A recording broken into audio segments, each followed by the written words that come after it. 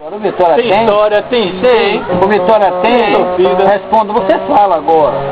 Não falou. É bi-brasileiro, tem torcida, faz parte da elite. Vai enviar pelo proporcionamento. Vou falar mais nada, você fala. Um dia vocês foram da elite, hoje nós somos a elite. Desce mesmo, Nando.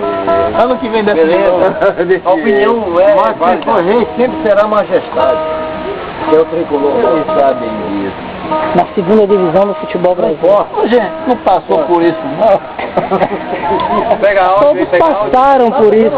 Pega áudio. Então, Todos passaram por fale isso. mais alto aí o Bahia. Eu quero ouvir comédia do Bahia. Que vocês são muito de comédia. Não, comédia tem como, mas não tem comédia. Não tem? De ladrão que levaram até o gramado e a mãe do juiz. Levaram a mãe do juiz. É pra montar um museu, liga aí. Eu queria convocar o Bahia para... É porque sabe que a Ponte Nova vai ser demolida, então tem que guardar alguma coisa, né? Pra servir de história.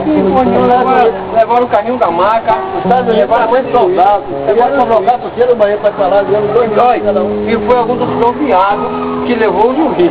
Porque levar homem pra casa, velho, fica difícil, viu?